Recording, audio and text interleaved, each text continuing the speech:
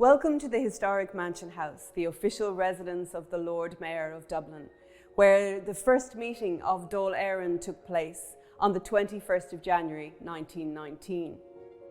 The home of the Lord Mayor of Dublin became central to the events of the Campaign of Independence. It was used by Dáil Éireann until 1922. Today we mark the centenary of the foundation of Cumann. The inaugural meeting took place here, of this pro-treaty group of women 100 years ago.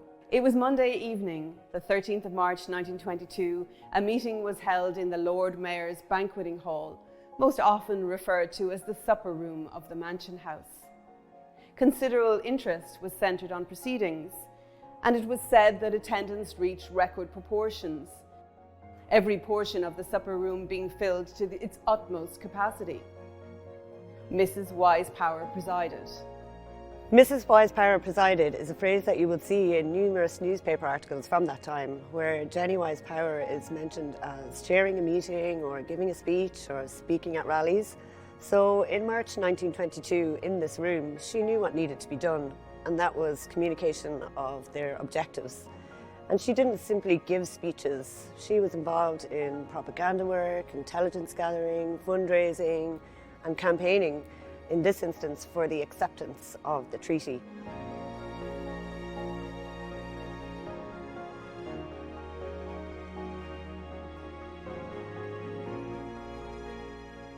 When Jennie Wyse Power addressed the gathering, saying that they believed that in the present critical time in their country, Irish women should have the right to publicly declare their allegiance to the Free State, this was greeted by applause. She continued, "It is also right that they should have an organisation to guard the interests of the women of Ireland in the coming elections." An idea had gone abroad that all the women of Ireland were against the treaty. This was greeted with cries of "No, no." She told the group that had come that their presence in such large numbers at that meeting was the answer to that. The course they intended to take was the right course from the national point of view. More applause. No woman need be afraid or ashamed to come into the organisation. The constitution was proposed by Mrs. Stopford Green, Cumann, an independent body of Irish women pledged to work for the securing and maintaining of Ireland's right as an autonomous and sovereign state to determine freely her own form of government. She said Ireland was confronted with extraordinary difficulties, but Ireland could not be a divided country. They wanted peace. Mrs. Sean Connolly seconded. Her husband Sean had been killed in the fighting during Easter week, and said, "The meeting gave the women of Dublin the first opportunity of publicly repudiating the statements of certain members of the Dáil, that the women of Ireland as a whole were against the treaty." Again, cries of "No, no." The women of Ireland had suffered for centuries, and during the past few years, the women of their own time had borne and made sacrifices so that Ireland should come into her rights. A voice from the crowd shouted, "Including yourself," and it was followed by applause. Miss Gavin Duffy declared that the complete freedom of Ireland could be got through the Free State. Though it might be painful to go against old friends, it was their duty to work for the freedom of Ireland in the way that they considered was the best and the right way. Miss Mora ní Cinnéide and Miss Prendergast supported, and the latter appealed to the women of Ireland to do all they could to return the treaty candidates at the forthcoming elections. The motion was unanimously adopted. So Jennie Wyse Power was 64 in 1922 and had a 40-year career of activism behind her at this stage. She had been active in the independence movement since the Land War days, and she thought that the signing of the Articles of an Agreement for a treaty with Great Britain and Ireland and the formation of a provisional government was a step towards a republic and the best chance for democracy for the Irish people. She knew the importance of collective action, and as she had done so many times before, she formed an organisation. For the previous 40 years, every political organisation there was that women could join, she was a member, but also a leading figure in these organisations. Nationalism and the cause for Irish freedom really was in her blood. Her father was a Fenian, their home in Dublin was a refuge for Fenians, and one of her brothers, while still a schoolboy, took part in the short-lived rebellion in 1867 and died as a result of the conditions encountered there. And Jennie, when she was Jennie O'Toole, had her first taste of activism in 1881 when she was just 23 years old, and she joined the Ladies' Land League, where she was on the executive. It was her first introduction to female leadership with Anna Parnell. This organisation was set up to take over the work of the Land League while the male leadership was imprisoned, including Anna's brother Charles Stewart Parnell. And the women of the Ladies' Land League were involved in collecting funds for the benefit of evicted tenants. They were present at evictions. They set up Land League huts for the evicted in the vicinity of their former homes, and they assisted the dependents of the prisoners and also provided comforts for the latter. They also carried out a considerable amount of undercover work of a less legal character, and Jennie was responsible for the printing and circulation of lists of names and addresses of the members of juries in the agrarian trials. She was also the librarian for the prisoners, and so was in and out of the prison delivering books, and one presumes covert messages as well. So after the Ladies' Land League is disbanded, and in the aftermath of the Parnell split and his subsequent death, Wyse Power steps away from the public sphere for a number of years. She had married John Wyse Power in 1885. He was a journalist, a member of the Irish Republican Brotherhood and a founder of the GAA. They have 4 children, and she opened her first shop on Henry Street in 1899, the Irish Farm and Produce Company, which proudly sells only Irish produce. It was also one of the first vegetarian restaurants in Dublin, and it attracted quite a lot of Indian students who were also going through their own struggle for independence with Great Britain. And her next foray into political activism is in 1903 with Ingan and Heron, the Daughters of Ireland, founded by Maud Gonne, of which Jennie is a vice president. And this is another women's organisation which was radical for its time. Its agenda was political, social and feminist, and it organised programmes of distinctly Irish cultural activities such as Irish language classes and dance classes. But they also engaged in more political activities such as anti-recruitment activity and flag stealing and burning, and campaigning for political candidates in the municipal elections. The Ingana was a profoundly modern organisation, both in its views about women's roles and in the way that it adopted contemporary methods and technologies. Their ideas spread relatively quickly through cheap newspapers, their own newspaper, Ban Heron, journals, placards, and their frequent presence on public platforms. So in 1905, in her capacity as Poor Law Guardian, Wyse Power proposed an amendment to refuse an invitation to bring children from the workhouse to a Royal Irish military tournament. Her reasoning was that she wouldn't bring her own children to this, so why should she send the workhouse children who were also in her care? She believed that the workhouses should not be a breeding ground for the British recruiting sergeant, and referred to the conduct of British soldiers on the street as enough for anybody. That's reported in the Irish Independent in 1905.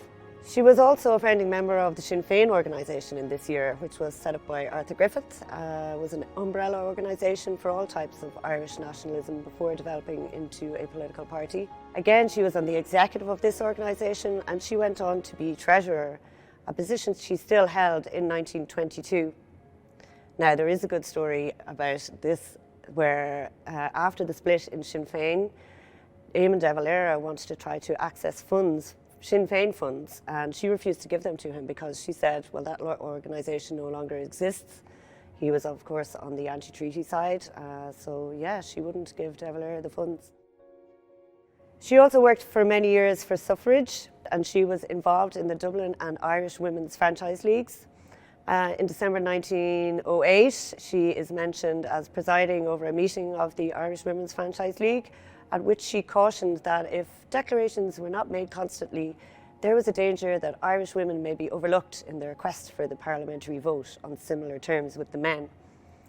As she said in that meeting, the necessity of such an organisation as has been provisionally founded by the Irish Women's Franchise League is a very great one, because there is a great fear that in whatever legislation may be got by the women of England with regard to the franchise, the women of Ireland run the risk of being overlooked. Again, in 1912, we see her on a panel of speakers at a demonstration along with James Connolly and Hannah Sheehy Skeffington, where she argues for the inclusion of women's suffrage in the Home Rule Bill, which is passing through Parliament at the time. And in her speech, she declared, "I commend this meeting to the men of Ireland as an example. This is the first united demand for the Irish people on the proposal to change the constitution of the country. The Sinn Féin party, to which I belong, passed unanimously a resolution in favour of votes for women. And as an Irish nationalist, I cannot see why there should be any antagonism between the Irish women's demand for citizenship and the demand for a native parliament. Our claim is that we shall not be debarred merely by sex from the rights of citizens." And that was reported in the Irish Citizen in 1912. Women eventually got the right to vote in 1918, well, if you were a ratepayer, over 30 and university educated. And in this election campaign, Jennie campaigns for her good friend Constance de Markievicz, who was in prison at the time. Many people will know that Constance de Markievicz was the first woman elected to the Parliament in that 1918 election, but not that it was Jennie who had run her campaign and helped to get her elected. She was also first president of Cumann, which was formed in 1914.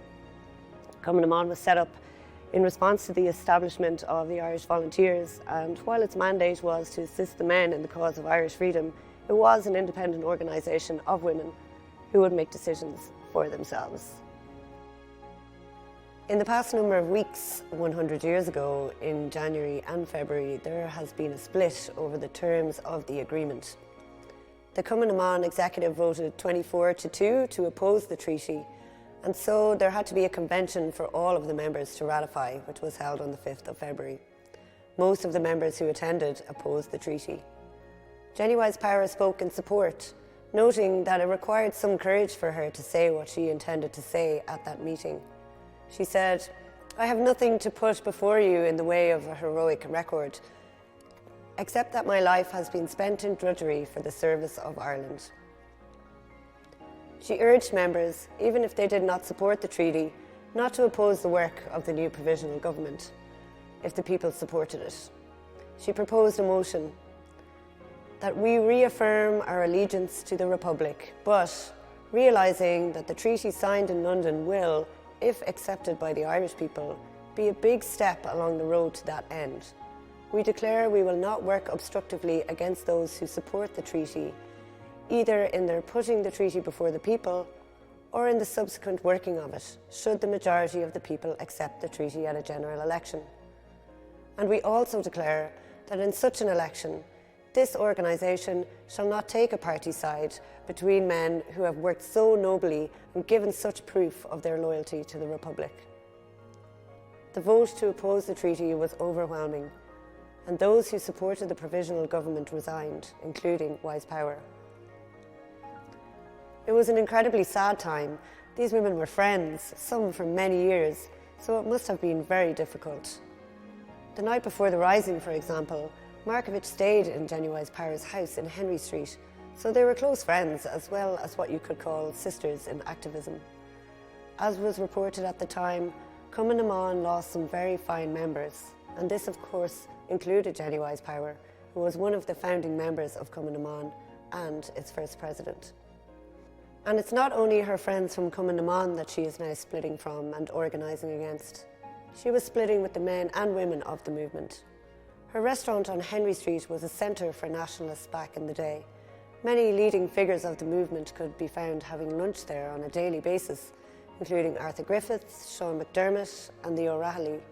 The Proclamation of Independence was signed in the living room above the shop. And in the War of Independence, it was basically the headquarters of the resistance. Michael Collins even used a room in her house as an office while he was on the run. So she was really central to the whole independence movement, working alongside these people for many years at this stage.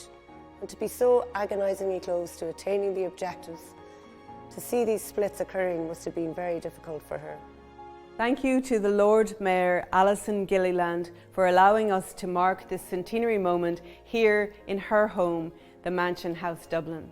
Thank you to Ali Morris for sharing her insights into Jennie Wyse Power and the inaugural meeting of Cumann na Saoirse. This centenary moment comes to you as part of the Mná 100 programme, part of the Decade of Centenaries programme, commemorations, Department of Tourism, Culture, Arts, Gaeltacht, Sports and Media. Mná100.ie is an online resource focusing on the events from the final phase of the Decade of Centenaries programme, marking centenaries in 1922 and 1923, as they relate to women, using original research, primary documentation and images, through the medium of film, articles, podcasts, photo essays and more. We acknowledge our partners in the national cultural institutions, our local authority Decade of Centenaries coordinators and the historians in residence, and the generosity and support of the descendants of the women whose stories we tell.